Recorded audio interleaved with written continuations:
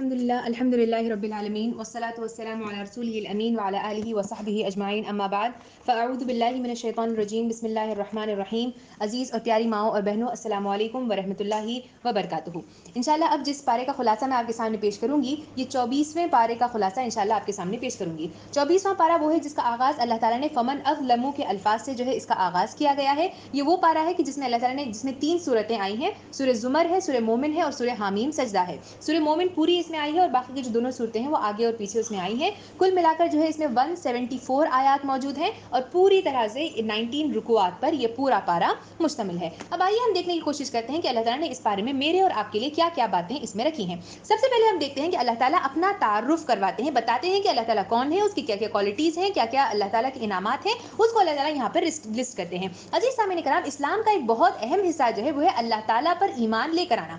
اللہ پر ایمان لانے کے لیے میرے اور آپ کے لیے جاننا یہ ضروری ہے کہ اللہ تعالیٰ کون ہے, اس کی کیا کوالٹیز ہیں, یہ جاننا ہمارے لیے ضروری ہے. تب کہیں جا کر اللہ تعالیٰ پر ہمارا ایمان اور زیادہ بڑھ سکتا ہے. اسی لیے اللہ تعالیٰ کے لیے آپ دیکھیں گے کہ تھرو آؤٹ دا قرآن ہر پارے میں آپ نوٹس کر رہے ہیں تو اللہ تعالیٰ کی جو کوالٹیز ہیں ان کا ذکر کیا گیا ہے. اسی طرح اس پارے میں بھی اللہ تعالیٰ نے اپنا جو تعارف ہے اس کا اللہ تعالیٰ نے یہاں پر کیا ہے. آئیے ہم دیکھتے ہیں کہ اللہ تعالیٰ کی وہ کیا کوالٹیز ہیں اور کیا تعارف ہے جس کا ذکر اللہ تعالیٰ نے 24ویں پارے میں کیا ہے. سب سے پہلے اللہ تعالیٰ کہتے ہیں کہ میں وہ ہوں جس نے تمہیں مٹی سے پیدا کیا, پھر نطفے سے, پھر خون کے لوتھڑے سے, پھر تمہیں بچے کی شکل دی, اس کے بعد ہم نے تمہیں بڑا بنایا تاکہ تم طاقتور بن جاؤ, اور اس کے بعد ہم نے تمہیں اور بڑا بنایا تاکہ تم بڑھاپے کی عمر تک پہنچ جاؤ. اور ایک بار جب تم بڑھاپے کی عمر تک پہنچ گئے تو اس سے پہلے یا اس کے بعد اللہ تعالیٰ جس کو چاہے پہلے اٹھا لیتا ہے اور جس کو چاہے اللہ تعالیٰ دیر سے اپنے پاس بلا لیتا ہے. پھر اللہ تعالیٰ نے کہا کہ ہم وہ ہیں جنہوں نے تمہاری صورت بنائی اور بہت ہی عمدہ صورت ہم نے تمہاری بنائی. اللہ تعالیٰ یہاں پہ کہہ رہے ہیں عمدہ صورت سے کیا مراد ہے. آپ تصور کیجئے کہ اللہ تعالیٰ نے پورا جسم کے جو اعضاء ہیں, اگر ان اعضاء میں سے کوئی بھی اعضاء کو اللہ تعالیٰ ادھر سے ادھر کر دیتا,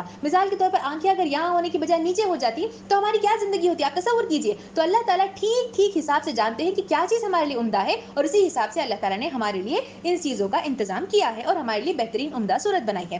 پھر اللہ تعالیٰ کہہ رہے ہیں کہ میں وہ ہوں جس نے اس زمین کو اور اس آسمان کو پیدا کیا ہے. یہاں پر جو ہے کچھ اللہ تعالیٰ نے ڈسکرپشن کیا کہ کس طرح سے اس زمین کو اور اس آسمان کو پیدا کیا گیا. کہا کہ ہم زمین کی طرف متوجہ ہوئے, 2 دن میں ہم نے زمین کو پیدا کیا, اس کے بعد ہم نے 4 دنوں میں اس میں پہاڑ جما دیے اور زمین کے اندر ایسی برکتیں ہم نے اس میں ڈال دی کہ جو تمہارے طلب اور تمہارے حاجت کے مطابق ٹھیک انداز سے ہم نے اس زمین میں تمہاری خوراک کا انتظام کیا. جن چیزوں کی تمہیں زمین میں ضرورت ہوتی ہے ان تمام کی طرف ہم متوجہ ہوئے اور 4 دن میں ہم نے یہ سارا کام کر دیا. پھر اس کے بعد کہا گیا کہ اللہ تعالیٰ آسمان کی طرف متوجہ ہوا. آسمان اس وقت جو ہے بالکل دھوئیں کی مانند تھا, کچھ بھی نہیں تھا آسمان. اس وقت اللہ رب العالمین نے آسمان میں کیا کیا کہ 2 دنوں میں اللہ تعالیٰ نے 7 آسمان بنائے, اور جب آسمان اللہ تعالیٰ نے بنا دیے تو اس کے بعد ہر آسمان پر وحی کی کہ کون سے آسمان پر کیا کیا کام ہونا ہے, اور اس کے بعد چراغوں سے ہم نے اس آسمان کو روشناس کر دیا, یعنی سٹارز اور مختلف طریقوں سے ہم نے اس کو مزین کیا اور ہم نے اسے خوبصورت بنایا. یعنی یہ سارے کام کرنے والے کون ہیں, اللہ رب العالمین ہے. اللہ تعالیٰ اپنی تعارف کو یہاں پہ بیان کر رہا ہے. پھر اللہ تعالیٰ نے کہا کہ یہ جو زمین اور آسمان کو میں نے پیدا کیا ہے تو اس کے لیے میں نے صرف زمین اور آسمان کی طرف پلٹ کر کہا کہ تم بن جاؤ, یعنی تم پیدا ہو جاؤ, اور وہ فوراً جو ہے وہ پیدا ہو گئے, خواہ تم چاہو یا نہ چاہو. تو زمین اور آسمان فوراً جو ہے وہ بن گئے اور کہا کہ ہم آ گئے ہیں اور ہم فرما بردار ہیں تمہارے اللہ رب العالمین. یہ کہہ کر فوراً زمین اور آسمان جو ہے وہ وجود میں آ گئی. اس کے بعد اللہ تعالیٰ نے کہا کہ ہم نے تمہارے لیے مویشی جانور بنائے جسے تم کھاتے بھی ہو اور سوار بھی ہوتے ہو, کشتیاں بھی تمہارے لیے بنائی. یہ بار بار جو قرآن میں آ رہا ہے تاکہ ہم اس پر غور و فکر کریں اور دیکھیں کہ یہ تمام چیزیں کرنے والا کون ہے, اللہ رب العالمین ہے, جو یہ تمام چیزیں انسانوں کو عطا کرنے والا ہے. پھر اللہ تعالیٰ کی جو کوالٹیز گنوائے گئے کہ وہ موت دینے والا ہے, سزا دینے والا ہے, سب کچھ سنتا ہے, جانتا ہے, غفور ہے, رحیم ہے, یہ تمام کوالٹیز کو یہاں پر گنوایا گیا. آخر میں اللہ تعالیٰ نے اپنے تعارف کے سلسلے میں کہا کہ میں وہ ہوں جو موت دینے والا ہوں, اور موت کے وقت روحوں کو قبض کرنے والا کون ہے, اللہ رب العالمین ہے, جو موت کے وقت بھی روحوں کو قبض کرتا ہے. اور یہاں پہ کہا کہ جب نیندوں میں تم سو جاتے ہو تو جو نہیں مرا ہے اللہ تعالیٰ اس کی نیندوں میں اس کی روح کو قبض کر لیتا ہے, اور جب انسان سو جاتا ہے تو گویا کہ اس کی روح اللہ تعالیٰ اپنے پاس قبض کر لیتا ہے. اور پھر جس کی موت کا فیصلہ ہو چکا ہوتا ہے کہ نیند میں ہی اسے موت آنی ہے تو وہ روح واپس پلٹ کر اس کے جسم میں نہیں جاتی بلکہ وہ انسان مر جاتا ہے. لیکن جب اللہ تعالیٰ کوئی فیصلہ کر دیتا ہے کہ یہ شخص کو دوبارہ زندہ ہونا ہے, اس کی زندگی لکھ دی ہوتی ہے, تو اللہ تعالیٰ واپس اس کی روح کو بھیج دیتے ہیں اور وہ انسان دوبارہ زندہ ہو جاتا ہے اور صبح اٹھ جاتا ہے. یہ سارے کوالٹیز, یہ سارا تعارف اپنا اللہ رب العالمین خود کرواتے ہیں اور کہتے ہیں कि तुम नहीं जानते कि अल्लाह ताला कौन है, तुम्हें नहीं मालूम है कि दुनिया का निजाम कौन चला रहा है, इसीलिए मैं तुम्हें बता रहा हूँ कि मैं ये हूँ, ये मेरा तारुफ है, ये मेरा इंट्रोडक्शन है, ये अल्लाह ताला ने यहाँ पे पेश किया। इसके बाद अल्लाह ताला ने कहा कि ये सारी बातें हम तुम्हारे सामने क्यों बता रहे हैं, ये इसलिए हम तुम्हें बता रहे हैं ताकि तुम जरा सा अपनी जात पर गौर फिक्र करो, ये देखो कि ये अल्लाह ताला की क्वालिटीज हैं, इसके बावजूद तुम्हारा अपना क्या हाल है, इंसान का क्या हाल है, उस पर थोड़ा सा तुम गौर फिक्र करके देखो कि मैंने इतनी सारी चीजें तुम्हें दी हैं, इसके बावजूद तुम क्या काम कर रहे हो, इस पर तुम्हें थोड़ा सा गौर फिक्र करने की जरूरत है। और इसके बाद एक लंबी सी लिस्ट दी गई कि इन सब चीजों पर इंसान को गौर फिक्र करने की जरूरत है, और ये सब चीजें हैं जो तुम्हारे इंसानों का हाल है। अब क्या इंसानों का हाल है, आइए हम उसकी तरफ थोड़ा सा बढ़कर देखने की कोशिश करते हैं। सबसे पहली चीज इसमें जो आई वो ये कि इंसानों का हाल ये है कि इंसान शिर्क करता है। शिर्क यानी अल्लाह ताला के साथ किसी दूसरे को साझी ठहराता है, दूसरे को शरीक ठहराता है। अल्लाह ताला कहते हैं कि तुम्हारा हाल ये है कि जब मैं तुमसे पूछता हूँ कि तुम्हारा खालिक कौन है, तो तुम कहते हो कि हमारा पैदा करने वाला अल्लाह रब्बुल आलमीन है, दुनिया पैदा करने वाला अल्लाह रब्बुल आलमीन है, सारे निजाम को चलाने वाला दुनिया अल्लाह रब्बुल आलमीन है। लेकिन इसके बावजूद तुम कहाँ से धोखा खा रहे हो? क्यों ऐसा है कि जब तुम खुद कहते हो कि अल्लाह ताला तुम्हें पैदा करने वाला है, इसके बावजूद तुम अल्लाह ताला की इबादत नहीं करते, दूसरों को उसका साझी ठहराते हो, ऐसा क्यों है? हालांकि अगर अल्लाह ताला नुकसान पहुंचाना चाहे तो क्या तुम्हारे वो साझी जो तुम्हें नुकसान से बचा सकते हैं, और अगर अल्लाह ताला तुम्हें हिदायत देना चाहे, तुम्हारे साथ कोई अच्छा करना चाहे, तो क्या तुम्हारे साझी तुम्हारी मदद कर सकते हैं? हरगिज़ नहीं कर सकते। फिर भी ऐसा है कि तुम्हारा हाल ये है कि तुम धोखा खाते हुए चले जा रहे हो। फिर अल्लाह ताला ने कहा कि इससे बड़ा जुल्म और क्या होगा। जुल्म किसे कहते हैं? ज्यादती करने को। अल्लाह ताला कह रहे हैं कि इससे बड़ा जुल्म, इससे बड़ी ज्यादती क्या होगी कि तुम अल्लाह ताला के साथ किसी को साझी ठहराओ और इतना बड़ा झूठ अल्लाह ताला की तरफ घड़ दो, और उसके बाद जब लोग आकर तुमसे पूछे कि तुम क्यों शिर्क करते हो, तो तुम वापस से झूठ कहो कि नहीं, हम तो सिर्फ अल्लाह ताला की इबादत करते हैं। कितनी बुरी बात है जो तुम इस तरह से कहते हो। जरा अपने हाल पर तुम गौर फिक्र करने की कोशिश करो। अल्लाह ताला कहते हैं कि तुम दूसरों को अपना शफी समझते हो, तुम समझते हो कि दूसरे लोग आकर क़यामत के दिन तुम्हारी शिफात करेंगे, हालांकि वो अल्लाह रब्बुल आलमीन है जो डिसाइड करेगा कि कौन शिफात कर सकता है, कौन क़यामत के दिन बोल सकता है, किसकी जुबान खुलेगी, किसकी जुबान नहीं खुलेगी, ये अल्लाह रब्बुल आलमीन डिसाइड करने वाला है। तुम डिसाइड नहीं करोगे कि कौन शिफात कर सकता है और कौन शिफात नहीं कर सकता है। फिर अल्लाह ताला ने कहा कि ये जो चांद और सूरज को तुम देखते हो, इसकी जो इबादत करते हो, इसकी जो परस्तिश करते हो, ये दरअसल हमारी निशानियां हैं। ये जो नूर है, ये उन्हें इसलिए नहीं हासिल हुआ क्योंकि वो तुम्हारे रब हैं, बल्कि इसलिए है कि हमने उन्हें निशानी बनाकर उनके अंदर रोशनी डालकर हमने उन्हें पैदा किया है, ताकि तुम उन्हें देखो और इनसे इबरत हासिल करो। उनको देखकर जो है तुम अल्लाह ताला की अजमत को पहचानने की कोशिश करो। इसलिए नहीं नाजिल किया कि तुम फौरन उसकी इबादत करने में लग जाओ। फिर अल्लाह ताला ने कहा कि तुम्हारा हाल ये है कि जब लोगों के सामने जो है ईमान की बात और इस्लाम की बात कही जाती है, तो लोगों के सामने तुम इस तरह बिहेव करते हो जैसे कि तुम बिल्कुल अल्लाह ताला पर ईमान ले आने वाले हो और पूरी तरह से अल्लाह ताला की इबादत करने वाले हो। लेकिन जब तुम अकेले होते हो और अल्लाह का जिक्र तुम्हारे सामने किया जाता है, तो तुम्हारे दिल कुड़ने लग जाते हैं, अजीब सी हालत तुम्हारी हो जाती है। लेकिन अल्लाह ताला की बजाय जब दूसरे लोगों का, दूसरे औलिया कराम का, दूसरे बुजुर्ग का, दूसरे लोग जिनके सामने तुम सर टेकते हो, उनका जब जिक्र किया जाता है, तो तुम्हारा हाल ये होता है कि तुम खुशी से खिल उठते हो और तुम्हें बहुत खुशी महसूस होती है कि अल्लाह के अलावा नऊज़ुबिल्लाह दूसरे खुदा जो है वो उनका जिक्र किया जा रहा है, इस पर तुम्हें खुशी महसूस होती है। अल्लाह ताला ये तमाम बातें कहकर कह रहे हैं कि इस पर तुम्हें थोड़ा अपने हाल पर गौर फिक्र करने की ज़रूरत है कि तुम्हारा क्या हाल है, कि जब तुम्हें ऑलरेडी बताया जा रहा है कि ये तमाम तर चीज़ें अल्लाह ताला के लिए हैं, फिर भी तुम शिर्क करते हुए चले जा रहे हो। और उसके बाद अल्लाह ताला ने बहुत इंपॉर्टेंट पॉइंट की तरफ इशारा किया और कहा कि अगर तुमने शिर्क किया तो तुम्हारा अमल ज़ाय हो जाएगा और तुम खसारे ही में रहोगे। यहाँ पर जो है एक बहुत अहम चीज़ की तरफ जो इशारा किया गया है, वो चीज़ जो हम यहाँ पर देखें कि अक्सर जो है हमारे जहन में सवाल होता है, लोग सवाल पूछते हैं कि जो लोग दुनिया में नेक अमल करके यहाँ से रुखसत हो गए हैं, अगर उन्होंने नेक अमल किया है लेकिन वो ईमान नहीं लेकर आए थे, तो क्या अल्लाह ताला उन्हें जन्नत दे देगा? यहाँ पे अल्लाह ताला कह रहे हैं कि अगर तुमने शिर्क किया तो तुम्हारे सारे अमल ज़ाया हो गए। यानी शर्त ये है कि तुम शिर्क नहीं करोगे, अल्लाह ताला पर ईमान लेकर आओगे। उसके अलावा जितने भी अच्छे तुम काम करो उससे कोई फायदा नहीं है, बशर्त ये कि तुम अल्लाह ताला पर ईमान लेकर आओ। फिर अल्लाह ताला कहते हैं कि तुम्हारा हाल ये है कि जब जरा सी मुसीबत तुम पर आती है तो तुम अल्लाह ताला को पुकारते हो, लेकिन जैसे ही अल्लाह ताला उस मुसीबत को तुमसे ले लेते हैं तो तुम दूसरों के आगे जाकर कहते हो कि उनकी वजह से जो है हमें खुशी नसीब हुई है, उनकी वजह से जो है हमें औलाद नसीब हुई है, उनकी वजह से जो है हमें हम यहाँ आज खुश हैं, ये उनकी बदौलत हुआ है। अल्लाह ताला यहाँ पे कह रहा है कि तुम्हारा ये क्या हाल है? ये तमाम चीजें जो हम तुम्हें दे रहे हैं, ये दरअसल एक आजमाइश है अल्लाह रब्बुल आलमीन की तरफ से जो तुम्हारी की जा रही है, जो इससे पहले भी लोगों पर की गई थी और आज भी तुम्हारी आजमाइश अल्लाह रब्बुल आलमीन इन्हीं नेमतों के जरिए से कर रहा है। फिर अल्लाह ताला कह रहे हैं کہ تم اپنے حال پہ غور کرو کہ اللہ تعالیٰ نے اتنے سارے احکامات تمہیں دیے ہیں لیکن تم ان احکامات کی خلاف ورزی کرتے ہو. مثال کے طور پر یہاں پر جو ایک عبادت کا ذکر کیا گیا وہ ہے زکوٰۃ کا. اللہ تعالیٰ نے کہا کہ تم زکوٰۃ نہیں دیتے اور جو شخص زکوٰۃ نہیں ادا کرتا وہ آخرت کا منکر ہے. اتنی بڑی بات کہی گئی کہ زکوٰۃ اگر تم ادا نہیں کرتے ہو تو وہ ایسا ہے گویا کہ تم آخرت کا انکار کرنے والوں میں شامل ہو چکے ہو. پھر آگے چل کر اللہ تعالیٰ نے انسانوں کا وہ حال بھی بیان کیا کہ انسان کا قرآن مجید کے ساتھ کیا رویہ ہے وہ بھی اللہ تعالیٰ نے یہاں پر کھینچا اور کہا کہ منکرین کا حال یہ ہے کہ جب قرآن کی آیات ان کے سامنے پڑھی جاتی ہیں تو وہ کہتے ہیں کہ اس قرآن کو ہرگز نہ سنو, اس میں خلل ڈالو, شاید کہ اسی طرح تم غالب رہو گے. اللہ تعالیٰ کہہ رہے ہیں بڑی ہی بدترین بات ہے جو تم کہہ رہے ہو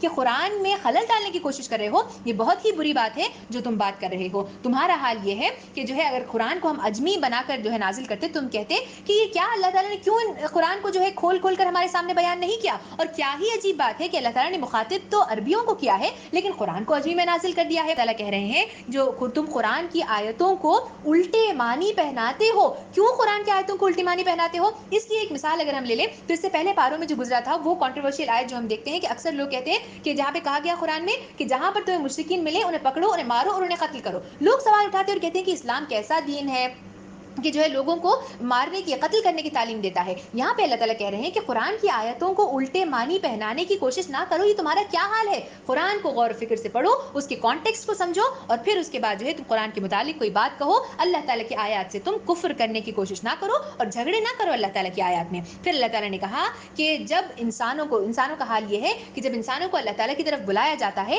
تو انسان کہتا ہے کہ اگر ہمیں ہدایت ہوتی تو ہم اللہ تعالیٰ کی طرف پلٹ کر آتے. اب چونکہ اللہ تعالیٰ ہمیں ہدایت نہیں دینا چاہتا ہے اسی لیے ہم جو ہے سیدھے راستے کی طرف نہیں آ رہے ہیں. اللہ تعالیٰ یہاں پر کہہ رہا ہے کہ جو ہے یہ لوگ جو باتیں کہتے ہیں کہ نہیں ہم جو ہے ہدایت یافتہ نہیں ہیں, ہم نے تمہاری ہدایت کے لیے سارا سامان جو ہے دنیا میں بھیج دیا ہے. اب اگر تم غور و فکر نہیں کرنا چاہتے, تم قرآن کو پڑھنا نہیں چاہتے, تم اس کو سمجھنا نہیں چاہتے, تم نشانیوں پر غور و فکر نہیں کرتے تو یہ اللہ تعالیٰ کے اوپر نہیں ہے. اللہ تعالیٰ نے اپنی طرف سے ساری ذمہ داری پوری کر دی ہے. پھر اللہ تعالیٰ نے کہا کہ انسان کا حال یہ ہے کہ وہ شکر ادا نہیں کرتا. اتنی انڈیفینٹ انعامات پارا 1 سے لے کر اب تک ہم تمہیں سنا رہے ہیں, تمہارا حال یہ ہے کہ تم شکر ادا نہیں کرتے. پھر بھی تمہیں شکایتیں ہیں کہ اللہ تعالیٰ نے مجھے وہ کیوں نہیں دیا, اللہ تعالیٰ نے مجھے یہ کیوں نہیں دیا. اللہ تعالیٰ کہہ رہے ہیں کہ یہ تمہارا حال ہے, ذرا غور کرو کہ اتنی ساری چیزیں ہونے کے بعد بھی تم شکر سے کام نہیں لیتے اور کبر اور بڑائی اور گھمنڈ میں تم مبتلا ہو جاتے ہو. پھر اللہ تعالیٰ کہہ رہے ہیں کہ جو ہے جو پروفیٹک سٹوریز, جو قصص الانبیاء ہم تمہارے سامنے پیش کر رہے ہیں, ان تمام قصص الانبیاء کو تمہارے لیے انٹرٹینمنٹ کے لیے ہم نے نہیں نازل کیا ہے.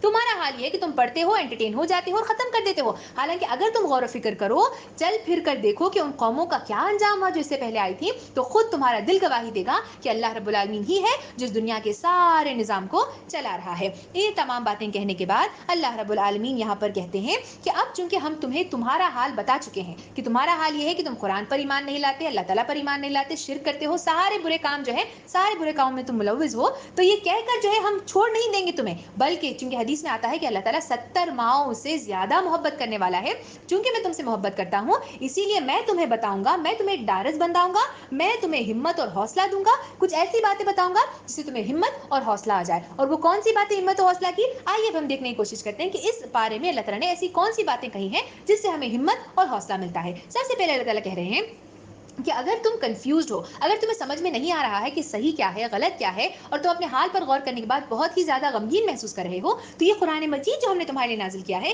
یہ ایک زبردست کتاب ہے جو نبی کریم صلی اللہ علیہ وسلم پر نازل کی گئی ہے. اس پر تھوڑا سا غور و فکر کرو, تمام دوابات جو ہے وہ تمہیں ضرور مل جائیں گے, کیونکہ یہ قرآن وہ ہے جو اپنی آیات کو کھول کھول کر بیان کرنے والی کتاب ہے. کوئی بھی چیز اللہ تعالیٰ نے یہاں پہ لگی لپٹی بات نہیں کہی ہے, بلکہ کھلی طور پہ اللہ تعالیٰ نے مثالیں دے کر مختلف طریقے سے تمہیں سمجھانے کی کوشش کی ہے. اگر تم تھوڑا سا غور و فکر کر لو تو امید رکھو کہ ہم تمہارا ساتھ دیں گے. قرآن پر غور و فکر کرنا تمہاری ذمہ داری ہے, لیکن اس کے بعد کی ذمہ داری ہماری ہے کہ ہم تمہاری مدد ضرور کریں گے. اسی لیے اس کے بہترین پہلو کی پیروی کرو. اب اس میں بہترین پہلو کیا ہے؟ قرآن تو سارا کا سارا بہترین ہے, پھر بھی اللہ تعالیٰ نے یہ کہا کہ بہترین پہلو کی پیروی کرو. یعنی کہ قرآن مجید میں اگر ہم دیکھیں تو اس سے پہلے پارے میں آیا ہے کہ کچھ محکمات ہیں اور کچھ متشابہات ہیں. تم متشابہات کے پیچھے پڑھ کے جو ہے کہ موت کیسے آتی ہے, یا پھر جو لاسٹ میں آیا تھا کہ قیامت کی نشانی یہ ہے کہ ایک جانور آئے گا تو جانور کیسا آئے گا, کس نسل کا ہوگا, اس کی کیا قد ہوگی, کیا ہائٹ ہوگی, کیا ویٹ ہوگا, اس پر تم ڈسکشن کرنے کی بجائے جو ہے جو اس کی اصل حقیقت ہے, جو اس کا بہترین پہلو ہے, اس پر تم پیروی کرو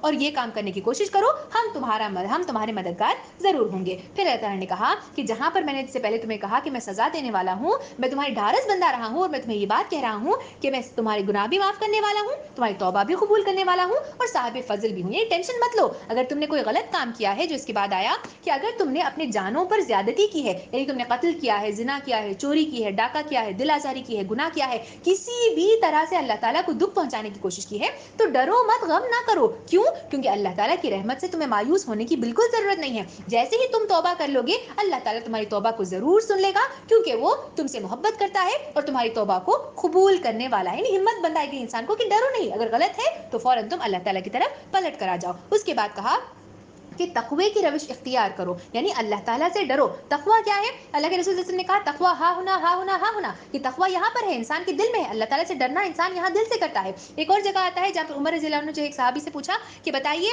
تقوی کیا ہے, تو انہوں نے کہا کہ تقوی یہ ہے کہ آپ ایک خاردار جھاڑیوں سے گزر رہے ہیں, تو کس طرح سے گزرتے ہیں, تو کہا کہ میں اپنے کپڑوں کو سمیٹ کر اس کے بیچ سے گزرتا ہوں. تو یہاں پر جو ہے اس صحابی نے کہا کہ ٹھیک اسی طرح یہی تقوی ہے کہ دنیا کی کئی ساری لغزشیں ہیں, دنیا کی کئی سارے اٹریکشنز ہیں, ان اٹریکشنز کے بیچ میں اپنے آپ کو بچانا کہ جو ہے تم ان کے اندر جو ہے شامل نہ ہو جاؤ, یہ دراصل تقوی ہے کہ تم ڈر کر سیدھے راستے کو اختیار کرتے ہو. پھر اللہ تعالیٰ نے انسان کی ہمت بندھانے کے لیے کہا کہ یہ ساری نشانیاں جو ہم تمہارے سامنے بیان کر رہے ہیں, یہ تمام نبیوں کے حالات جو ہم تمہارے سامنے بیان کر رہے ہیں, اگر تمہیں لگتا ہے کہ یہ سب سن کر بھی جو ہے میرا حال یہ ہے کہ میں اس سے کوئی سبق حاصل نہیں کر پا رہا ہوں, تو وہ اس لیے ہے کیونکہ تم اللہ تعالیٰ کی طرف پلٹ کر نہیں آئے ہو. اللہ تعالیٰ کہنے پلٹ آؤ اللہ تعالیٰ کی طرف, خود بخود جو ہے ساری چیزیں تمہارے سامنے کھل کر آ جائیں گی. اب یہاں پر آپ دیکھیں جو لفظ استعمال ہوا ہے وہ ہے پلٹ کر آنا. اللہ تعالیٰ نے یہ نہیں کہا اللہ تعالیٰ کی طرف آؤ, کہا اللہ تعالیٰ کی طرف پلٹ کر آؤ. پلٹ کر آؤ کا کیا مطلب ہوتا ہے؟ انسان اکثر جو ہے فار ایگزامپل اگر یہاں سے ہم ہندوستان جاتے ہیں, ہندوستان سے واپس آتے ہیں, تو پلٹ کر ہم واپس آ رہے ہوتے ہیں, یعنی جہاں سے ہم نکلے تھے وہیں سے واپس ہم آ رہے ہوتے ہیں. یہاں پہ اللہ تعالیٰ نے وہی چیز کہی, پلٹ کر آؤ. اللہ کے رسول صلی اللہ علیہ وسلم کی اپنی حدیث مبارکہ میں ارشاد فرمایا کہ ہر انسان فطرتاً اسلام ہی پر پیدا ہوتا ہے. وہ والدین ہوتے ہیں جو بچے کو یا تو یہودی بناتے ہیں یا پھر عیسائی بناتے ہیں, یعنی انسان فطرتاً تو اسلام ہی پر ہے, اس کے بعد بھٹکتا ہے, واپس پلٹ کر اللہ تعالیٰ کہہ رہے ہیں کہ تم اللہ تعالیٰ کی طرف پلٹ کر آ جاؤ. اس کے بعد اللہ تعالیٰ انسان کی ہمت بندھانے کے لیے کہتے ہیں کہ اگر شیطان چونکہ تمہارا کھلا دشمن ہے, اگر تم اکساہٹ محسوس کرو شیطان سے, تو فوراً اللہ تعالیٰ کی پناہ مانگ لو. اللہ تعالیٰ جانتا ہے کہ تمہاری کیا فطرت ہے, اللہ تعالیٰ کو معلوم ہے کہ جب شیطان تمہیں بہکاتا ہے تو تم بہک جاتے ہو, لیکن ڈرو مت, اللہ تعالیٰ تمہارا ساتھ دینے والا ہے, فوراً پناہ مانگ لو, اللہ تعالیٰ تمہاری ضرور مدد کرے گا. پھر اللہ تعالیٰ کہہ رہے ہیں کہ ساری دنیاوی ساز و سامان جو تم دوسروں کا دیکھ کر ڈر رہے ہو, گھبرا رہے ہو کہ ہمارے پاس تو کوئی دنیاوی ساز و سامان نہیں ہے, اور یہ لوگ جو شرک کر رہے ہیں, جو برے کام کر رہے ہیں, اللہ تعالیٰ نے ان کو کتنی ساری دولت سے نوازا ہے. تو اللہ تعالیٰ کہہ رہے ہیں کہ جس طرح اندھا اور بینا جو ہے کبھی یکساں نہیں ہو سکتے, ایک جس کے پاس آنکھیں ہیں اور جس کے پاس نہیں ہے, یہ دونوں یکساں نہیں ہو سکتے,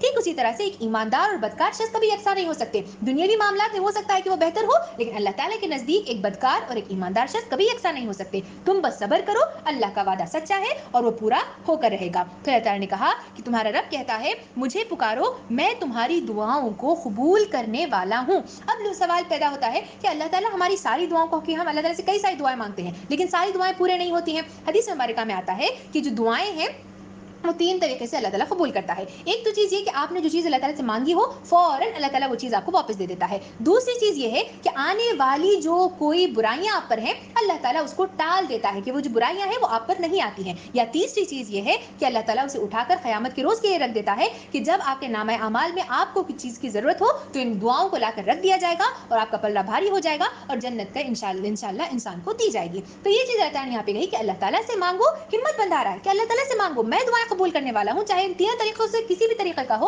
میں تمہاری دعاؤں کو ضرور قبول کرنے والا ہوں. پھر اس کے بعد اللہ تعالیٰ نے ایک مثال اس میں دی انسان کو ہمت بندھانے کے لیے. کون سی مثال؟ ایک مثال جو بنی اسرائیل کے زمانے میں اللہ تعالیٰ نے کہا کہ بنی اسرائیل کو ہم نے کتاب کا وارث بنا دیا. کچھ لوگوں نے اس کی بات مانی اور کچھ لوگوں نے موسیٰ علیہ السلام کی بات نہیں مانی تھی. اللہ تعالیٰ جو ہے موسیٰ علیہ السلام کی زندگی کا ایک حصہ بیان کرتے ہیں کہ فرعون کے دربار میں جو ہے ایک شخص تھا, اور وہ شخص جو ہے اس کا درباری تھا. وہ پوری کانورسیشن کو اللہ تعالیٰ نے یہاں پہ کھینچا ہے کہ وہ شخص جب موسیٰ علیہ السلام کی بات اس نے سنی تھی تو دل ہی دل میں ایمان لے کر آ چکا تھا, لیکن فرعون فرعون کے سامنے उसने ये बात नहीं कही थी क्योंकि वो डर रहा था कि कहीं فرعون जो है उसे सजा ना दे दे। فرعون ने एक दिन जो है तमाम दरबारियों से मुखातिब होकर कहा कि छोड़ो मुझे, मैं मूसा को कत्ल किए देता हूँ, मुझे डर है कि कहीं वो तुम्हारे दीन को बदल ना डाले। तो जैसे ही ये बात सामने आती है तो वो जो शख्स वहां पर होता है, वो दरबारी जिसके दिल में ईमान होता है, जब वो कत्ल की साजिशें सुनता है और देखता है कि हर कोई तैयार है मूसा अलैहिस्सलाम को कत्ल करने के लिए, तो फिर वो अपने आप पर जब्त नहीं रख पाता और पुकार कर कहता है कि तुम क्यों मूसा अलैहिस्सलाम के कत्ल करने वाले हो। इसलिए कि वो कहता है कि अल्लाह उसका रब है, हालांकि अल्लाह ताला ने तो उसे बय्यिनात अता किए हैं, अल्लाह ताला ने उसे हिदायत बख्शी है, अल्लाह ताला ने उसे सीधा रास्ता दिखाया है। अगर वो झूठा है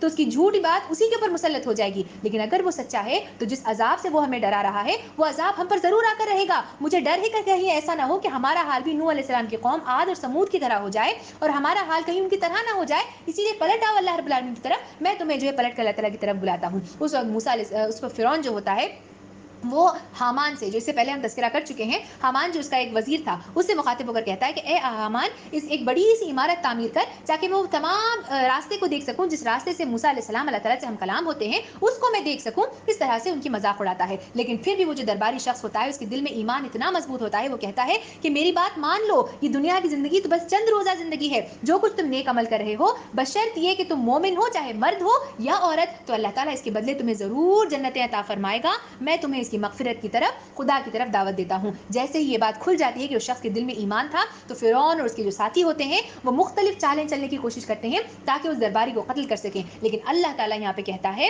कि हमने उन तमाम की चालों को गारत कर दिया और फिर हमने फिरौन और उसके साथियों को बदतरीन अजाब दिया। यहाँ पे ये वाकया कहकर अल्लाह ताला जो हिम्मत बंधाना चाह रहे हैं वो ये है कि जब अल्लाह ताला बचाना चाहे तो फिरौन जैसे वहां पे बहुत सारे दरबारी थे, तमाम लोग खिलाफ थे, लेकिन अल्लाह ताला ने उन सब में से उस शख्स को उठाया, चुना और बचा लिया उस शख्स को। तो जब अल्लाह ताला ऐसा इन तमाम बुरे लोगों के बीच में किसी एक शख्स को बता सकते हैं, तो तुम्हें भी हिम्मत होनी चाहिए कि चाहे तुम्हारे दरमियान जो है तमाम लोग इस्लाम के खिलाफ हों, तुम जो बात कह रहे हो तुम उठोगे, तमाम लोग तुम्हारे खिलाफ वर्जी कर रहे हैं कि अल्लाह ताला तुम्हारा साथ देने वाला है, जिस तरह यहाँ पे उसने इस शख्स का भी साथ दिया था। और अगर तुम ऐसा काम करोगे तो अल्लाह ताला कह रहे हैं कि ऐसा अजर दूंगा जो कभी ना टूटने वाला होगा, यानी ऐसा अजर की कंटिन्यूस जो है इंसान को अच्छाई ही अच्छाई मिलती रहेगी क़यामत के दिन जो है, और जन्नत में इंसान को जब डाल दिया जाएगा तो कभी खत्म ना होने वाला इंसान को अजर दिया जाएगा। फिर अल्लाह ताला ने कहा कि जो शख्स कहे कि अल्लाह ताला ही मेरा रब है और वो साबित कदम रहे, तो एक और अच्छी चीज ये है कि उन पर फरिश्ते नाजिल होते हैं। क्या ही बेहतरीन बात कही अल्लाह ताला ने कि अगर तुम नेक अमल करते हो, साबित कदम रहते हो, तो तुम पर फरिश्ते नाजिल होते हैं और ये फरिश्ते आकर कहते हैं कि न डरो न गम करो, हम तुम्हें जन्नत की बशारत देने के लिए आए हैं, हम इस दुनिया की जिंदगी में भी तुम्हारे साथ हैं और आखिरत में भी हम तुम्हारा साथ देने वाले हैं। ये फरिश्ते जो है उन लोगों पे आयद होते हैं, नाजिल होते हैं जो इंसान अच्छा काम करने की कोशिश करता है। आखिर में अल्लाह ताला ने हिम्मत देने के लिए कहा कि जो भी नेक अमल करेगा उसका अमल उसी के लिए अच्छा होगा और जो कोई बुरा अमल करेगा उसका बुराई का वबाल वही खुद उठाएगा। तुमसे न पूछा जाएगा कि वो क्या करते थे, उनसे न पूछा जाएगा कि तुम क्या करते थे, इसलिए बिल्कुल तुम्हें घबराने की जरूरत नहीं है। तुम अपना काम किए जाओ, वो अपना काम किए जा रहे हैं, तुमसे उनके मुतालिक कोई भी सवाल नहीं पूछा जाएगा। अब अल्लाह ताला ने इतनी सारी हिम्मत बंधाई, इंसान को कहा कि मैं तुम्हारे साथ हूं, तुम बस एक कदम तो आगे बढ़ाओ, मैं तुम्हारा साथ देने के लिए तैयार हूं। तो उसके बाद इस बारे में अल्लाह ताला कहते हैं कि जब मैं तुम्हें इतना हिम्मत और हौसला दे चुका हूं, तो क्या इसका मतलब है कि तुम वापस से फिर वही काम करने लग जाओगे क्योंकि अल्लाह ताला हमारे साथ है इसलिए मैं वापस से गलत काम करने लग जाऊंगा? नहीं, तुम ऐसा नहीं करना है, क्योंकि एक ना एक दिन तुम्हें पलटकर अल्लाह ताला ही की तरफ आना है। क़यामत का दिन आकर रहेगा और फिर एक लंबा नक्शा जो है क़यामत जन्नत और दोज़ख का यहाँ पर खींचा गया। अल्लाह ताला कह रहे हैं कि दुनिया से उठाने के बाद पलट कर आना तो तुम्हें अल्लाह ताला ही की तरफ है और ये क़यामत की घड़ी ऐसी है कि इसमें कोई शक नहीं है। लोग आकर नबी करीम सल्लल्लाहु अलैहि वसल्लम से पूछा करते थे क़यामत की घड़ी कब आएगी, कब आएगी, कब आएगी? अल्लाह के रसूल उनसे पूछते कि क्या तुमने उसकी तैयारी कर ली है? तो कहते नहीं। अल्लाह के रसूल कहते जाओ जाके उसकी तैयारी करो। फिर एक और हदीस मुबारक में आते जहाँ पे लोग कहते कि अल्लाह के रसूल क़यामत कब आएगी? अल्लाह के रसूल ने कहा जैसे ही तुम्हारी मौत आ जाती है क़यामत उसी वक्त से शुरू हो जाए। तसव्वुर कीजिए इंसान मर जाए तो उसके बाद क़यामत के रोज, चाहे क़यामत उसके बाद 1000 साल बाद आए या 2000 साल बाद आए, इंसान कोई नेक अमल नहीं कर सकता अपने नामे अमाल को भरने के लिए सिवाय उन 3 चीजों के जो हदीस में आता है जो इंसान का साथ दे सकती हैं। लेकिन इंसान खुद कोई ऐसा अमल नहीं कर सकता जिससे जो है इंसान की अच्छाई में या नेकियों में कोई इजाफा हो सके। अल्लाह ताला कह रहे हैं कि जब एक सोनी जमीन जैसे ही पानी की फुहार बरसती है और वो फपक उठता है, जब अल्लाह ताला वो कर सकता है तो तुम्हें जिंदा करना कोई मुश्किल काम नहीं है। तुम्हारा मरना और फिर तुम्हें जिंदा करना ये अल्लाह ताला के जिम्मे है और ये जरूर होकर रहेगा। इसके बाद अल्लाह ताला ने यहाँ पे जब फिरौन का जो मैंने अभी आपके सामने जो वाकया पेश किया था कि जब वो अच्छा शख्स था, उस शख्स को अल्लाह ताला ने बचा लिया, तो फिरौन और उसके सारे لوگوں کو اللہ تعالیٰ نے یہاں پر قرآن میں کہا کہ وہ روزانہ صبح و شام دوزخ کی آگ کے سامنے پیش کیے جاتے ہیں. اس سے کیا مراد ہے کہ مرنے کے بعد روزانہ دوزخ کے سامنے پیش کیے جانا؟ یہاں پہ اللہ تعالیٰ عالم برزخ کی طرف اشارہ کرتے ہیں. عالم برزخ کیا ہے؟ عالم برزخ وہ دنیا ہے جو اس دنیا اور آنے والی قیامت کے بیچ میں جو قبر کی زندگی ہے اسے عالم برزخ کہا جاتا ہے. اللہ تعالیٰ نے یہاں پہ کہا کہ عالم برزخ وہ ہوگا کہ انسان سمجھتا ہے کہ قیامت کا دن آئے گا تبھی اسے عذاب ملے گا. اللہ تعالیٰ کہہ رہا ہے نہیں، جیسے ہی تمہیں قبر میں ڈال دیا جائے گا وہیں سے تمہارے عذاب کا جو ہے آغاز ہو جائے گا. جو شخص غلط کام کرے گا روزانہ اللہ تعالیٰ صبح اور شام اس کے سامنے جہنم کو کھولا جائے گا، بتایا جائے گا کہ قیامت کے دن یہاں پر تمہیں جانا ہے. اتنی تکلیف کے ساتھ انسان جو ہے عالم برزخ میں بھی ہوگا. اللہ تعالیٰ نے یہاں پر اشارہ کیا. پھر کہا کہ جب قیامت کا وقت قریب آ جائے گا تو پہلا سور پھونکا جائے گا. اس میں جو ہے اس فرشتے کا ذکر نہیں کیا گیا، لیکن میں صرف بتاتے ہوئے آگے بڑھوں کہ وہ کون سے فرشتے ہیں. وہ اسرافیل علیہ السلام ہوں گے جو سور لے کر کھڑے ہوئے ہیں اور انتظار میں ہیں کہ کب اللہ تعالیٰ حکم دے گا اور فوراً وہ سور پھونک دیں. اللہ تعالیٰ نے کہا پہلا سور پھونکا جائے گا، سب کے سب مر جائیں گے. زمین و آسمان میں جو کچھ ہوگا ہر چیز ختم ہو جائے گی، ہر چیز تباہ و برباد ہو جائے گی سوائے وہ جسے اللہ تعالیٰ زندہ رکھنا چاہے. اس کے بعد کہا کہ دوسرا سور پھونکا جائے گا، اور جب دوسرا سور پھونکا جائے گا تو سب کے سب جو ہے واپس اٹھ کھڑے ہوں گے. اور جب سب کے سب واپس اٹھ کھڑے ہوں گے تو زمین اللہ تعالیٰ کے نور سے چمک اٹھے گی. تمام انبیاء کرام، تمام گواہوں کو لا کر کھڑا کر دیا جائے گا اور کتاب اعمال انسان کے سامنے لا کر رکھ دی جائے گی. زندگی بھر انسان نے جو کام کیے تھے ان تمام چیزوں کو پروف کے ساتھ ریٹن میں لا کر انسان کے سامنے رکھ دیا جائے گا کہ وہ سارے اعمال ہیں جو تم زندگی بھر کرتے رہے تھے. اور وہ دن ہوگا جب ساری زمین اللہ تعالیٰ کی مٹھی میں ہوگی. اور ایک بہت اہم بات یہاں پہ کہی، وہ کہا کہ اگلوں پچھلوں کے آنے تک انہیں روکا رکھا جائے گا. اس سے کیا مراد ہے کہ اگلوں پچھلوں کے آنے تک اللہ تعالیٰ ایسا نہیں ہے کہ ایک قوم کا فیصلہ سنا دیا ختم ہو گیا، پھر دوسری قوم آئی اس کا فیصلہ سنا دیا پھر اس کا ختم ہوا. ایسا نہیں ہے، بلکہ پورے لوگوں کا انتظار کیا جائے گا کیونکہ ساری قومیں آ کر وہاں پر کھڑی ہو جائیں. کیونکہ ہر نسل اپنے پہلی نسل کی چھوڑے ہوئے دین اور اخلاقی میراث کا حصہ لے لیتی ہے. یعنی کہ پہلی نسل اگر کوئی غلط کام کرتی ہے دوسری نسل اسی کو فالو کرتی ہے، پھر تیسری نسل اسی کو فالو کرتی ہے. تو اس کی وجہ سے جو وبال ہوگا وہ صرف انسان کے اپنے لیے نہیں ہوگا، بلکہ اس سے پہلے جنہوں نے اس چین کی شروعات کی تھی، اس گناہ کی شروعات کی تھی، ان کے لیے بھی ہوگا. اسی لیے اللہ تعالیٰ انتظار کرے گا کہ تمام لوگ وہاں پہ آ کر کھڑے ہو جائیں. بہت ہی دل دہلانے والی بات ہے اگر ہم اس کو سمجھنے کی کوشش کریں. اللہ تعالیٰ نے کہا یہ وہ دن ہوگا جب سب لوگ بے پردہ ہوں گے، کوئی بات چھپی ہوئی نہ ہوگی. اللہ تعالیٰ پوچھے گا کہ بتاؤ بادشاہی کس کی ہے؟ تمام لوگ پکار کر کہیں گے کہ بادشاہی تو صرف اور صرف اللہ رب العالمین کے لیے ہے. اللہ تعالیٰ کہہ رہا ہے کہ اس دن کسی پر ذرہ برابر ظلم نہ ہوگا. لوگوں کا حال یہ ہوگا کہ وہ نگاہوں کی چوری کر رہے ہوں گے، انہیں احساس ہو جائے گا کہ انہوں نے غلطی کی تھی. ان کا حال یہ ہوگا کہ نگاہوں کو بچانے کی کوشش وہ کریں گے، لیکن اللہ تعالیٰ ان کے دلوں کے حال اور ان کے راز تک کو جانتا ہے. اس کے بعد ایک بہت بڑی بات کہی. اللہ تعالیٰ نے کہا کہ ان کے اعضاء یعنی ان کے کان، ان کی آنکھیں اور ان کی کھالیں ان پر گواہی دیں گی ان کی دنیا کے وہ اعمال کے بدلے جو وہ دنیا میں کرتے رہے تھے. وہ تمام اعضاء کو اللہ تعالیٰ گویائی دے گا، اللہ تعالیٰ انہیں زبان دے گا. وہ اللہ تعالیٰ کے سامنے کہیں گے کہ تمام وہ برے کام جو انسان کر رہا تھا وہ تمام کاموں کو سامنے رکھیں گے. کان سے انسان کوئی بیہودہ باتیں سنتا ہے، کوئی غیبت کرتا ہے اس کو سنتا ہے، زبان سے کسی پر بہتان لگانے کی کوشش کرتا ہے، دل آزاری کرتا ہے، آنکھوں سے کوئی بے حیائی کی چیز دیکھتا ہے، آنکھوں سے جو ہے برائی کو دیکھتا ہے، گندگی کو دیکھتا ہے، اپنے ہاتھوں سے غلط کام کرتا ہے، غلط چیز لکھتا ہے، غلط طور پر آج کے اس میں ہم دیکھیں تو موبائل میں ٹیکسٹنگ کرتے ہیں، غلط چیزوں کی ٹیکسٹنگ کرنا، نہ جانتے ہوئے غلط چیزوں کی اسلام کے متعلق پھیلانا. اللہ تعالیٰ کہہ رہا ہے کہ قیامت کے دن ان لوگوں کو گویائی دی جائے گی. اس وقت انسان کا حال یہ ہوگا کہ انسان اپنے ان اعضاء کی طرف پلٹے گا اور ان سے کہے گا کہ تم نے میرے خلاف کیوں گواہی دی. انسان حیران و پریشان ہو جائے گا کہ یہی وہ اعضاء ہے جن کے لیے میں زندگی بھر جو ہے محنت کرتا رہا. میں نے اس چہرے کو خوبصورت بنانے کے لیے، اپنی زندگی کو خوبصورت بنانے کے لیے میں نے یہ کام کیا، اور یہی اعضاء میرے خلاف گواہی دے رہے ہیں. اس وقت وہ کہیں گے کہ ہمیں گویائی اس نے دی ہے، اللہ رب العالمین نے دی ہے جو تمام چیزوں کو گویائی دینے والا ہے. جب تم دنیا میں کوئی چھپ کر غلط کام کرتے تھے تو تمہارا کیا خیال تھا؟ یہ اعضاء پوچھیں گے انسان سے. جب تم دنیا میں کوئی غلط کام چھپ کر کرتے تھے تو تمہارا کیا خیال تھا؟ کہ اللہ تعالیٰ اس چیز کو نوٹ ڈاؤن نہیں کر رہا ہے؟ کہ اللہ تعالیٰ تمہاری اس باتوں کو نہیں جانتا ہے؟ اور کیا تمہیں نہیں معلوم تھا کہ ہم تمہارے خلاف جو ہے قیامت کے دن گواہی دیں گے؟ تم نے یہ سمجھا تھا کہ اللہ کو اس کی کوئی خبر نہیں ہے، حالانکہ اللہ تعالیٰ اس کی پوری خبر رکھ رہا تھا اور ساری چیزیں جو ہے اللہ تعالیٰ کے پاس موجود تھیں. ایسے وقت میں اللہ تعالیٰ کہتا ہے کہ چاہے انسان صبر کرنا چاہے یا نہ کرنا چاہے، اللہ تعالیٰ کا عذاب ان پر چسپاں ہو کر رہے گا، مسلط ہو کر رہے گا، اور انہیں رجوع کرنے کا کوئی موقع نہیں دیا جائے گا. اللہ تعالیٰ کہہ رہے ہیں کہ ایسے لوگ جو غلط کام کرتے ہیں دنیا میں ہم پر ایسے ساتھی مسلط کر دیتے ہیں جو ان کے غلط کاموں کو اس طرح بیان کرتے ہیں کہ وہ بالکل اچھے ہوں اور نیک ہوں، اور انہیں اندازہ بھی نہیں ہوتا کہ وہ کس طرح سے پھنستے ہوئے چلے جا رہے رہے ہیں. اللہ تعالیٰ ان لوگوں سے کہے گا کہ آج جتنا غصہ تمہیں آ رہا ہے, کس کے اوپر؟ اپنے آپ کے اوپر, اپنے ان اعضاء کے اوپر تمہیں جو غصہ آ رہا ہے, اس سے زیادہ غصہ ہمیں اس وقت آتا تھا جب تم دنیا میں دوسروں کو شریک ٹھہراتے تھے. انسان حیران و پریشان ہو کر اللہ تعالیٰ سے کہے گا کہ اے اللہ, بے شک تو ہی ہے جو 2 بار زندگی دیتا ہے اور 2 بار موت عطا کرتا ہے,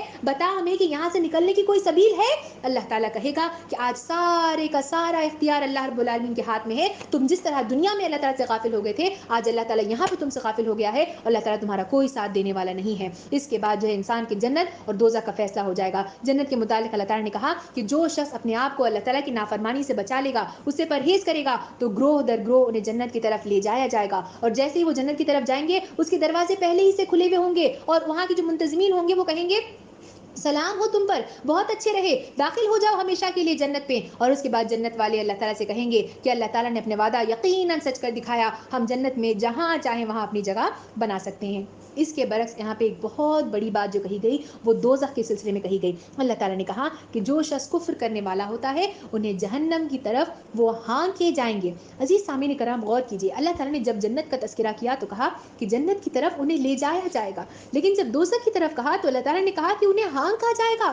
وہ جہنم کی طرف جانے والا, وہ نہیں چاہ رہے ہوں گے کہ وہ جنت کی طرف جائیں, لیکن ان کا حال یہ ہوگا, اللہ تعالیٰ نے کہا کہ طوق ان کی گردنوں میں ہوں گے, وہ زنجیروں میں جکڑے ہوئے ہوں گے, اور پھر انہیں کھولتے ہوئے پانی کی طرف اللہ تعالیٰ کھینچ کر, گھسیٹ کر, ہانک کر انہیں جہنم کی طرف لے جایا جائے گا. اور ان کا حال یہ ہوگا کہ وہ جہنم کی طرف نہیں جانا چاہ رہے ہوں گے, پھر بھی اللہ تعالیٰ انہیں ہانکے گا اور جہنم کے دروازوں کو ان پر کھول دیا جائے گا. اور جب جہنم کے دروازے کھل جائیں گے تو اس وقت ان کے کارندے ان لوگوں سے کہیں گے کہ کیا تمہارے پاس کوئی رسول نہیں آیا تھا جو تمہیں سیدھا راستہ دکھایا تھا, جو تمہیں ڈراتا, جو تمہاری آیات کو تمہارے سامنے سناتا؟ لیکن بڑا ہی برا ٹھکانہ ہے یہاں پر متکبروں کے لیے. یہ بات ان لوگوں سے کہی جائے گی اور انہیں جہنم میں پھینک دیا جائے گا. اس کے بعد انسان سے پوچھا جائے گا کہ بتاؤ کہاں ہیں وہ تمہارے شریک جنہیں تم دنیا میں سمجھتے تھے کہ تمہاری مدد کرنے والے ہیں, وہ شریک کہاں ہیں؟ انسان پکار کر کہے گا کھو گئے آج وہ ہم سب سے, اور وہ آج ہمارا ساتھ دینے کے لیے یہاں پر تیار نہیں ہے. اس کے بعد اللہ تعالیٰ نے ایک اور نقشہ کھینچا کہ جہنم میں جب انہیں ڈال دیا جائے گا تو وہاں پر جھگڑا ہوگا. کیا جھگڑا ہوگا؟ کہ وہ لوگ جو دنیا میں کمزور بنے پھرتے تھے اور جو طاقتور لوگوں کی بات مانا کرتے تھے, ان لوگوں سے مخاطب ہو کر کہیں گے کہ کیا آج ہماری سزا جو ہے اس کو تم تھوڑا سا اپنے اوپر لے سکتے ہو؟ یعنی جہنم کی جو سزا ہوگی وہ اتنی سخت ہوگی کہ انسان اسے برداشت نہیں کر پائے گا. اتنی تکلیف میں انسان ہوگا کہ وہ پکار کر کہے گا کہ کیا کوئی ہے جو ہماری تکلیف کو اپنے اوپر لے لے, کیا کوئی ہے جو ہماری تکلیف کو کچھ دیر کے لیے کم کر سکے؟ اس وقت وہ لوگ کہیں گے کہ ہم سب کے لیے ایک ہی حال ہے, چاہے وہ بڑے ہوں, چاہے وہ دنیا میں چھوٹے بن کر رہتے ہوں, ہر کسی کے لیے اللہ تعالیٰ نے عذاب نازل کر دیا ہے. پھر اس کے بعد وہ جہنم کے جو اہلکار ہوں گے ان لوگوں سے مخاطب ہو کر کہیں گے کہ اے جہنم کے اہلکاروں, اپنے رب سے دعا مانگو کہ وہ ایک دن کی ہی تخفیف ہمارے عذاب میں کر دے, ایک دن کی ہی صحیح, تھوڑا سا ہی صحیح, وہ ہمارے لیے عذاب کو ختم کر دے. تم اپنے رب سے دعا مانگو کہ وہ ایک دن کے لیے اس کو ختم کر دے. اس وقت جو ہے جہنم کے اہلکار ان سے کہیں گے کہ کیا تمہارے پاس رسول نہیں آئے تھے جو تمہیں سیدھا راستہ دکھاتے؟ کہیں گے ہاں رسول ہمارے پاس آئے تھے, اس کے باوجود تمہارا یہ حال رہا, تم خود ہی اللہ تعالیٰ سے دعا کر دو, اللہ تعالیٰ یقیناً کافروں کی دعا کو اکارت کر دے گا. یعنی تم دعا کرو گی تب بھی یہ چیز برابر ہے کہ تم دعا نہ کرو, کیونکہ جو عذاب ہے وہ تم پر آ کر رہے گا اور تمہیں اسی حال میں رہنا ہے ہمیشہ کے لیے. ابدی زندگی تمہاری یہی ہے کہ تمہیں اسی جہنم میں رہنا ہے. ایسے حال میں اللہ تعالیٰ کہہ رہے ہیں کہ قیامت کا وہ دن ہوگا کہ جب جہنم اور جنت کا فیصلہ کر دیا جائے گا. اس وقت جو فرشتے ہوں گے وہ عرش کے گرد اللہ تعالیٰ کی تسبیح کر رہے ہوں گے. ایک بہترین اللہ تعالیٰ نے کہا کہ وہ سما ہوگا کہ جہاں پر تمام فرشتے جو ہے وہ اللہ تعالیٰ کے عرش کی تلے بیٹھے ہوئے ہوں گے اور اللہ تعالیٰ کی تسبیح کر رہے ہوں گے. ان تمام باتوں کو سامنے رکھنے کے بعد اللہ تعالیٰ کہہ رہے ہیں کہ اب بھی تمہارے پاس وقت ہے, وقت, اگر تم ایمان لاؤ اور غور و فکر کرنا چاہو تو ابھی بھی وقت ہے کہ تم اپنے اعمال کو سدھار سکتے ہو, بہتر بن سکتے ہو اور جنت کو اپنے نام کر سکتے ہو. اللہ تعالیٰ کہہ رہے ہیں کہ ہم تمہارے محتاج نہیں ہیں. کئی سارے ایسے فرشتے ہیں ہمارے درمیان جو شب و روز اللہ تعالیٰ کی عبادت کرنے والے ہیں, جو شب و روز اللہ تعالیٰ کو پکارنے والے ہیں, جو شب و روز اللہ تعالیٰ کی تسبیح کرنے والے ہیں. اللہ تعالیٰ کو تمہارے محتاج نہیں ہے, اللہ تعالیٰ کو تمہاری ضرورت نہیں ہے. تمہیں اگر ضرورت ہے تو اللہ تعالیٰ کی ہے, اسی لیے اپنے دین کو خالص کر کے بلکہ یکسو ہو کر اللہ رب العالمین کی طرف اپنے دین کو متوجہ کر لو اور اللہ تعالیٰ پر ایمان لے کر آؤ. اسی کے ساتھ یہ پورے پارے کا جو سلسلہ ہے اللہ تعالیٰ یہاں پر ختم کرتے ہیں. آئیے ہم دیکھیں کہ اس میں اللہ تعالیٰ نے ہمارے لیے کیا سبق پوشیدہ رکھا ہے. سب سے پہلی چیز جو پہلا سبق ہے وہ یہ کہ ہم لوگوں کو خوش کرنا چھوڑ دیں اور اللہ تعالیٰ کی خوشی کے سلسلے میں سوچیں۔ اللہ تعالیٰ نے اس میں کہا کہ لوگوں کو چاہے کافروں کو چاہے اچھا لگے یا نہ لگے، اللہ تعالیٰ وہی کرے گا جو اسے کرنا ہے۔ تو یعنی لوگ چاہے اچھا کہیں یا برا کہیں، اللہ تعالیٰ ہم سے یہ نہیں پوچھے گا کہ لوگ تمہارے بارے میں کیا سوچتے تھے اور تم نے کیا کیا، یہ انسانوں سے نہیں پوچھا جائے گا، بلکہ جو ہے میرا اور آپ کا حال یہ ہونا چاہیے کہ ہم اپنے دل سے پوچھیں۔ کوئی بھی کام ہم کر رہے ہوں تو اپنے دل سے پوچھیں کہ کیا یہ کام کرنے سے اللہ تعالیٰ ناراض ہو جائے گا؟ اگر اللہ تعالیٰ ناراض ہوتے ہیں تو فوراً وہ کام کو روک دیجیے، لیکن اگر اللہ تعالیٰ ناراض نہیں ہوتے ہیں تو پھر یقین رکھیے کہ اس سے اللہ تعالیٰ ناراض نہیں ہوں گے اور وہ کام کو آگے بڑھائیے۔ لوگوں کو خوش کرنے کی خاطر، لوگوں کو پلیز کرنے کی خاطر اپنا کوئی کام میں جو ہے بدلاؤ نہیں کیجیے۔ دوسرا سبق جو ہم سیکھتے ہیں وہ یہ کہ ہر حال میں نیک عمل کرتے ہوئے چلے جائیں۔ اللہ تعالیٰ نے کہا یہاں پہ جو ہم نے موسیٰ علیہ السلام کو، جو نیک شخص تھا اس فرعون کے دربار میں، اس نے جو بات کہی تھی وہ یہ تھی کہ نیک عمل کرتے چلے جاؤ، خواہ مرد ہو یا عورت۔ اللہ تعالیٰ نے ایکول رائٹس رکھے ہیں مردوں کے لیے عورتوں کے لیے۔ مرد اچھا کام کرتے ہیں تو ان کو ڈبل ثواب ہے، عورتوں کے لیے کم ثواب ہے، نہیں۔ اللہ تعالیٰ کلیئرلی کہہ رہے ہیں کہ تم بھی نیک عمل کرتے چلے جاؤ، تمہارا حساب بھی وہی ہوگا جو دوسروں کا ہوتا ہے، تمہیں نیک عمل کرنے کی ضرورت ہے۔ آخری سبق جو ہم اس سے سیکھتے ہیں وہ یہ، اور سب سے امپورٹنٹ سبق جو آج کا ہے وہ یہ کہ کوئی بھی کام کرنے سے پہلے، غلط کام کرنے سے پہلے 2 بار 3 بار 4 بار 10 بار سوچیے کہ آپ کیا غلط کام کر رہے ہیں، کیونکہ اللہ تعالیٰ نے کہا یہ قیامت کے دن کوئی ایک غلط کام آج ہم کرتے ہیں تو آج کے بعد آنے والی نسل وہی غلط کام کرے گی، اس کے بعد آنے والی نسل وہی کام کرے گی۔ تصور کیجیے آلریڈی ہمارے اتنے سارے برے اعمال ہیں کہ جو ہے ہم آلریڈی اتنے گندے کام کر رہے ہیں کہ ہم اپنے بارے میں جو ہے یہ کہہ سکتے ہیں کہ اچھے اعمال سے زیادہ ہم کتنے سارے غلط کام کرتے ہیں، لیکن اس کے باوجود اگر ہم جو ہے اس طرح یہ سائیکل کو کنٹینیو رکھیں گے تو پھر جتنے آنے والی دنیا تک جتنے لوگ وہ برے کام کرتے ہوئے چلے جائیں گے وہ تمام جو ہے وبال ہمارے اوپر آئے گا۔ مثال کے طور پر ہم نے دیکھا ہے کہ جو قابل تھا اس نے سب سے پہلے قتل کیا تھا، اس کے بعد جتنے لوگ آج دنیا میں قتل کرتے ہیں وہ سارا وبال جو ہے وہ قابل پر آتا ہے۔ ٹھیک اسی طرح سے اگر ہم نے آج کوئی ایک غلط کام کیا، آج جو ہے بچوں کے سامنے ایک جھوٹ بول دیا، بچے وہ چیز سیکھتے ہیں، آگے وہ نیکسٹ ان کو سکھائیں گے، نیکسٹ وہ ان کو سکھائیں گے، تو وہ تمام جھوٹ کا وبال جو ہے وہ ہمارے اوپر ہی آئے گا۔ اس چیز کے بارے میں ہمیں تصور کرنے کی ضرورت ہے، اور اسی لیے جب بھی کوئی غلط کام کریں، کوئی بھی کام غلط ہو یا صحیح، 100 بار سوچیں کہ آپ جو کام کر رہے ہیں کہیں آپ کوئی غلط چین کا سٹارٹ نہیں کر رہے کہ جس کی وجہ سے وہ وبال قیامت کے دن میرے اور آپ پر بن جائے۔ اللہ تعالیٰ سے دعا ہے کہ اللہ تعالیٰ ہمیں قیامت کے دن میرے اور آپ کی مدد فرمائے، اللہ تعالیٰ ہمیں اپنا بہترین نور عطا کرے قیامت کے دن، اللہ تعالیٰ عالم برزخ میں بھی ہمیں دن اور رات ان لوگوں میں شامل فرمائے جنہیں جنت کی کھڑکیاں کھولی جاتی ہیں اور جنت ان کے لیے، جنت کی ہوائیں انہیں آتی ہیں روزانہ، اللہ تعالیٰ ہمیں ان میں شامل فرمائے، اور اللہ تعالیٰ ہمیں کہنے اور سننے سے زیادہ عمل کرنے کی توفیق عطا فرمائے۔ آمین۔ وآخر دعوانا ان الحمد للہ رب العالمین، والسلام علیکم ورحمۃ اللہ وبرکاتہ۔